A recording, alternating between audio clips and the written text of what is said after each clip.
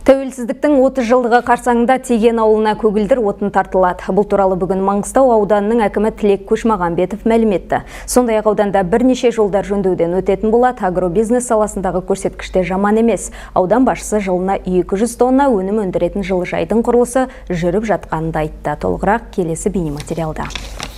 Маңғыстау ауданында қазіргі таңда көгілдір отынмен қамтылмаған 2 ауыл бар. Олар Теген және 15-ші бекет. Солардың бірі Теген ауылындағы 27 үйде қазіргі таңда 74 тұрғын бар. Шағын елді мекенге газ тарту жұмыстарын жүргізу үшін конкурс ойнатылып жатыр. Биыл бұл мәселе мереке қарсаңында оң шешімін таппақ.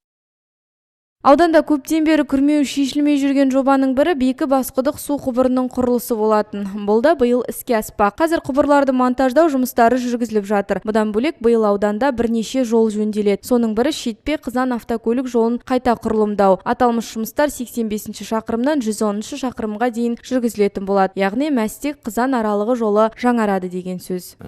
Осы жылы кейбір мысалға Ақмыштан Айрақты, Ақмыштан Шерғала тауын айналып көріп өту үшін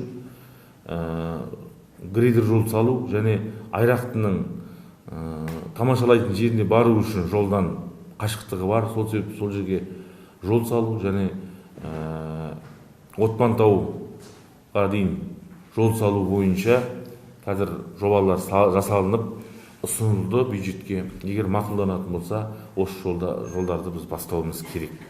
Маңғыстау ауданында жылына 200 тонна өнім өндіретін жылыжай салынып жатыр. Оның ішінде қияр, қызанақ, бұрыш секілді түрлі көкөністер болады. Жылыжай заманауи құралдармен жабдықталған. Бұл жоба арқылы 10 адам жұмыспен қамтылады деп жоспарлануда. Аяулым Серікқызы, Абай Жанспаев, Ақтау Ньюс.